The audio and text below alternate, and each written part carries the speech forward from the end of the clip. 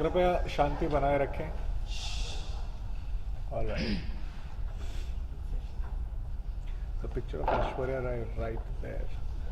सी, हम लोग क्वेश्चन पूछेंगे आपको, आप सेंटर पे पूछिए।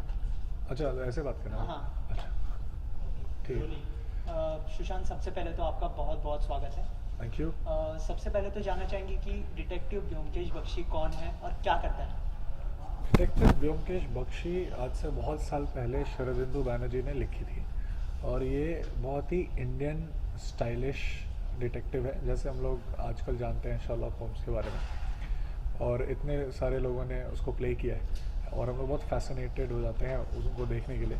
लेकिन हमें ये जानना ज़रूरी है कि हमारे पास भी ब्योमकेश बख्शी है जो कि उतना ही स्टाइलिश है और बिल्कुल इंडियन है और बिल्कुल ही बंगाली है। और क्योंकि ये ब्योमकेश बख्शी जो फिल्म है ये उनका पहला केस है, इसलिए ये फिल्म बहुत ही ज़्यादा इंटरेस्टिंग और अलग है जितने कि बाकी ब्योमकेश बख्शी को हमने देखा है। अच्छा, जैसे कि आपने स्टाइल की बात की, तो कपड़े में तो आप काफ़ी अलग लग रहे हो, स्टाइल में काफ़ी अलग लग रहे हो, लेकिन भाषा पर भी आपने काफ़ी काम किया, तो उसके लिए कितनी मेहनत करनी पड़ी, क्या कुछ रिसर्च करनी पड़ी इसके लिए? नहीं देखिए, भाषा जो है, एक चीज़ दिवाकर ने मुझे बोली थी, वो ये बोली थी कि जो फिल्म में हिंदी होगा वो उसका मतलब बंगाली होगा। तो इस फिल्टर के थ्रू जो है ऑडियंस देख रही है फिल्म, तो हम लोग इसमें इश या ऐसी ऐसी चीज़ें नहीं डालेंगे, ये हिंदी होगी बिल्कुल, और हिंदी का मतलब बंगाली होगा।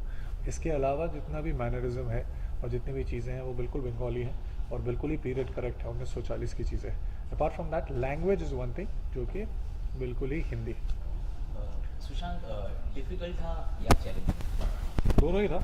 जब भी आप कोई ऐसा किरदार करते हैं जो आपकी तरह नहीं होता है, वो हमेशा डिफ़िकल्ट होता है। सबसे पहला समझना, और दूसरी तरह आप जैसे हैं उस चीज़ को छोड़ के कुछ नया चीज़ अटेम्प्ट करना, ये सबसे डिफ़िकल्ट होता है। और ये हर फिल्म में होता है, चाहे मैं कुछ भी करूँ, चाहे वो ईशान हो या फिर रघु हो या फिर सरफराज हो या फिर ये ब्योमकेश बख्शी हो। कोई चीज़ें होती हैं जिनका ध्यान रखना पड़ता है। अगर ये 1940 की फिल्म है तो जितनी भी चीज़ें और जैसे भी ये बंदा सोच रहा है वो उस समय के जनरेशन से ताल्लुक़ रखनी चाहिए।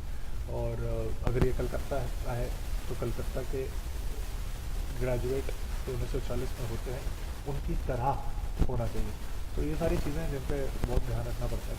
And at the same time आपको ये देखना पड़ता है कि आपके फिल्म मेकर एक्चुअली बताना क्या चाहते हैं इस फिल्म के बारे में। अभी कितनी बार ये फिल्में बन चुकी है तो कुछ तो नया होगा जो फिल्म के ज़रिए दिखाना चाहते हैं। तो उस चीज़ को समझना ताकि आप कुछ ऐसा ना करें जो कि फिल्म को ख़राब करे। नई फिल्म की बात हो रही है, स्क्रिप्ट काफ़ी नई, तो जब स्क्रिप्ट आई आपके पास पहला रिएक्शन क्या था? You wanted to do, you were thinking कि करे नहीं करे, किस तरह से? सबसे पहला ही आइडिया जो था वो सबसे पहला आइडिया जो था कि दिवाकर बैनर्जी डायरेक्ट कर रहे हैं और यशराज प्रोड्यूस कर रहा है, यही बहुत अच्छा आइडिया था। कुछ और नहीं सोचने के लिए बल्कि ये फिल्म करने के लिए। ऊपर से जब मैंने स्क्रिप्ट पढ़ी तो स्क्रिप्ट में इतना नयापन है, क्योंकि आप देखेंगे कि हर एक चीज़ जो हम फिल्म में दिखा रहे हैं वो काफ़ी पीरियड करेक्ट है, लेकिन जिस तरीके से दिखा रहे हैं वो बहुत ही नया और इंटरेस्टिंग और इनोवेटिव है। तो इतना सब कुछ था जिसकी वजह से मैं बहुत कुछ सीख सकता था। तो मेरे पास रीज़न ही नहीं था ये सोचने का कि क्या मुझे करना चाहिए। बिल्कुल ही पहले दिन से मैं बहुत श्योर था। सुशांत, इसी से जुड़ा एक सवाल है मेरा कि जब आपको स्क्रिप्ट ऑफर हुई तभी आपको ब्योमकेश बख्शी के बारे में पता था, और कोलकाता के बारे में आप कितना जानते थे? जैसे कि आपने बताया कि नया तरह का कोलकाता इसमें दिखाया गया है, तो आपको कोलकाता के बारे में कितना पता था? ब्योमकेश बख्शी के बारे में मुझे पता था क्योंकि जब मैं बच्चा था तो मैं टीवी पे देखता था, तो मुझे कुछ चीज़ें याद है। मुझे म्यूज़िक याद है, मुझे रजत कपूर का विजुअल याद है, ये सारी चीज़ें याद थी, लेकिन बिल्कुल बारीकी से नहीं पता थी। स्कूल में मैंने जितना हिस्ट्री में पढ़ा था कलकत्ता के बारे में उतना सब कुछ पता था, और मुझे लगता था कि मुझे सब कुछ पता है कलकत्ता के बारे में प्री इंडिपेंडेंस। लेकिन जब ये फिल्म कर रहा था तो बहुत सारी ऐसी चीज़ों के बारे में पता चला जो कि पहले मुझे पता नहीं था। तो जब अब ये फिल्म देखेंगे आप देखेंगे कि बहुत सारे ऐसे मेंशन हैं जिसकी वजह से ऐसा सर्कमस्टांसेस क्रिएट होता है कि एक ऑर्डिनरी इंसान अपने आप को उसमें उलझा लेता है और फिर वो उसके पास ये रूम होता है कि वो ब्योमकेश बख्शी बन सके। तो वो काफ़ी इंटरेस्टिंग था। अच्छा, जैसे कि अभी आपने कहा कि रजत कपूर जी का आवाज़ आपको याद है, काफ़ी पुरानी याद है, विजुअल याद है, जी, आवाज़। हाँ। जी। तो हाल ही में उनसे हमने बात की थी, तो उन्होंने कहा कि सुशांत को इस किरदार में देखने के लिए हम काफ़ी एक्साइटेड हैं, तो उसके लिए क्या कहना चाहेंगे आप? मैं यही कहना चाहूँगा कि उन्होंने इतने साल तक ये किरदार जिया है और हम लोग का ब्योमकेश का थोड़ा इंटरप्रिटेशन अलग है, और इस वजह से भी अलग है क्योंकि ये उनका पहला केस है, जी। तो हम दिखाते हैं कि वो जो ब्योमकेश बख्शी हमारे जहन में है, वो ब्योमकेश बख्शी कैसे बने, एक ऑर्डिनरी इंसान वो ब्योमकेश बख्शी कैसे बना। तो ये जर्नी बिल्कुल अलग है। तो मैं बस यही चाहता हूँ कि जो भी देखें और रजत जी जब देखें तो उनको भी ये बहुत पसंद आए। अच्छा, प्रशांत, जर्नी की बात हो रही है, आपने स्मॉल स्क्रीन से स्टार्ट किया। नहीं, मैंने थिएटर से स्टार्ट हाँ, थिएटर, स्मॉल स्क्रीन, उसके बाद फिल्म हो। जी। तो एज एन एक्टर आप क्या सोचते हैं कि कितना you have grown as an actor, as a film? अगर मैं एक मीडियम में भी काम कर रहा होता तो भी मैं ग्रो कर रहा होता, क्योंकि जब आप अलग अलग किरदार करते हैं अलग अलग डायरेक्टर के साथ, तो आपको अलग अलग पर्सपेक्टिव मिलता है काम करने का, और जिसकी वजह से आप सबकॉन्शियसली बहुत कुछ सीखते हैं। लेकिन जब आप डिफरेंट मीडियम में काम करते हैं तो थोड़ी बहुत चेंज करनी पड़ती है डायनामिक्स जो कि एक्टिंग की होती है। जैसे लाइव ऑडियंस है और कोई पीछे बैठा हुआ है, कोने में बैठा हुआ है, तो उनके लिए भी हमें एक्टिंग करनी पड़ती है, तो हम थोड़ा सा ऊपर सुर में काम करते हैं। टीवी बहुत ही क्लोज मीडियम होता है, तो आप थोड़ा भी करते हैं तो दिखता है, तो उसका ध्यान रखना पड़ता है। फिल्म में लेंसेज चेंज होते हैं, उसके हिसाब से आपको थोड़ा एडजस्ट करना पड़ता है। तो ये सारी बहुत ही फंडामेंटल चीज़ें हैं जिसको अलग अलग तरीके से आप अप्रोच करते हैं। लेकिन आई थिंक बॉटम लाइन यही है कि जब तक आप एज एन एक्टर अपने आप को कन्विंस कर लेते कि आप किरदार बन सकते और हैं, तब तक आपको फ़र्क नहीं पड़ता कि आपके सामने लाइव ऑडियंस बैठी हुई है या टीवी का कैमरा या फिल्म का कैमरा है। आप एक एक्टर ही होते हैं, चाहे आप नुक्कड़ नाटक कर रहे हो या सबसे बड़ी फिल्म कर रहे हो इस देश की।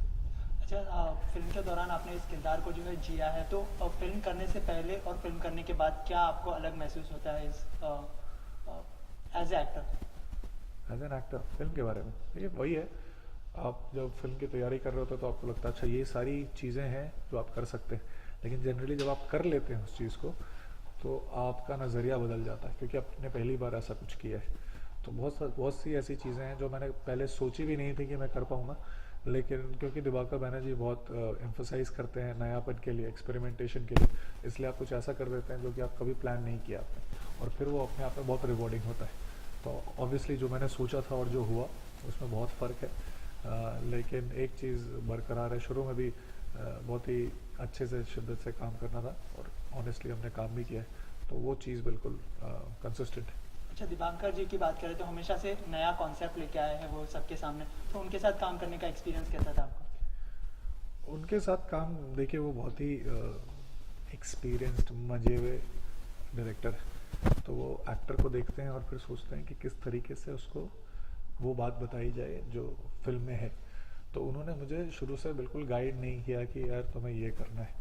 हमने पहले बहुत वर्कशॉप की, बहुत रिसर्च किया। मुझे ऐसा लग रहा था कि मैं इम्प्रोव्स कर रहा हूँ, मैं इम्प्रोवाइजेशंस कर रहा हूँ, लेकिन एक्चुअली वो ऐसा सिचुएशन क्रिएट कर रहे थे कि मैं वो कर पा रहा था।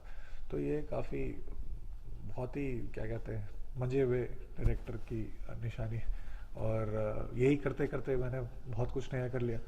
और आखिर में जब मैं फिल्म शूट कर रहा था तो मुझे लगा कि अच्छा, इनको लगता है शुरू से ही अंदाज़ा है कि एग्जैक्टली उनको क्या चाहिए, लेकिन मुझे ऐसा सोचने पे वो मजबूर कर रहे हैं कि मैं ऐसा कर रहा हूँ। जब आप एज एन एक्टर इस तरीके से सोचते हैं तो आप इमिटेट नहीं करते, और इमिटेशन नहीं होती तो फिर एक सच्चाई होती है उस परफॉर्मेंस में।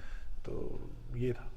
अच्छा, डिटेक्टिव की बात करें तो एक फिल्म आई थी विद्या बालन की, बॉबी जासूस, और रणबीर कपूर की एक आने वाली है जग्गा जासूस, जी। तो उन फिल्मों से ये फिल्म कैसे अलग होगी? बिल्कुल ही, अब क्योंकि हर जगह इतनी सारी रोमांटिक फिल्म्स बनती हैं, बहुत सारी डिटेक्टिव फिल्म्स बनती हैं, बहुत सारी बॉन्ड की फिल्म्स बनती हैं, तो किसी भी जॉनर को लेके हम सारी फिल्म को ये नहीं बोल सकते कि एक कॉन्फ्लिक्ट अलग होता है सारी फिल्मों का। जिस तरीके का डायरेक्टर अगर यही एक फिल्म कोई और बनाए आज, तो वो इसी स्क्रिप्ट को अलग तरीके से बनाएगा, कि वो उसका नज़रिया है, उसका बोलने का तरीका है। तो इस हिसाब से देखा जाए तो ये फिल्म बहुत अलग है आपस में, और कोई ताल्लुक नहीं है एक दूसरे से। आखिर में आपसे जानना चाहूँगा कि ट्रेलर आ चुके हैं, 2 ट्रेलर सबके सामने आ चुके हैं, तो कोई अलग कॉम्प्लीमेंट मिला है आपको इस किरदार के लिए और फिल्म के लिए? जी हाँ, मैं जब तैयारी कर रहा था और मैं बंगालीज जो हैं, बंगाल के बिल्कुल वहाँ रहने वाले, उनसे जब इंटरेक्ट कर रहा था तो मुझे पता चला कि ये लोग बहुत ही ब्योमकेश और फेलुदा सबको अपने क्लोज रखते हैं और ओपिनियन रखते हैं उसके बारे में। तो मैं बहुत डरा हुआ था इस चीज़ को लेके, लेकिन अब जब मैं कमेंट्स पढ़ता हूँ और वो बोलते हैं कि उन्होंने सारी स्टोरीज पढ़ी, उन्होंने सारे बंगाली फिल्म देखी हैं, उन्होंने चिड़िया खाना भी देखा है जो सत्यजीत रे ने बनाई थी, और उनको पहले डर लगा कि ये तो यार बहुत अलग तरीके का है, लेकिन उनको ये देख के भी मज़ा आ रहा है। तो जब ऐसा होता है तो आपको लगता है कि आपने जितनी मेहनत की है वो सही डायरेक्शन में किए। अच्छा, फाइनली व्यूवर्स को क्या कहना चाहेंगे उनके लिए? मैं यही बोलना चाहूँगा कि ये आज तक मेरा बेस्ट काम है। दिवाकर बैनर्जी पिछले 15-20 साल से ये फिल्म अपने सीने से क्लोज रखे हैं, उनको ही बनाना था। बहुत ही इंटरेस्टिंग फिल्म है और अगर आप देखेंगे तो आपको बिल्कुल अच्छी लगेगी। इसलिए मैं बस आप सबसे ये कहना चाहूँगा कि 3 अप्रैल को रिलीज़ हो रही है, तो प्लीज़ मिस मत करिए और देखिए, और एंटरटेनमेंट के लिए देखिए। Thank you so much. It was nice talking to you.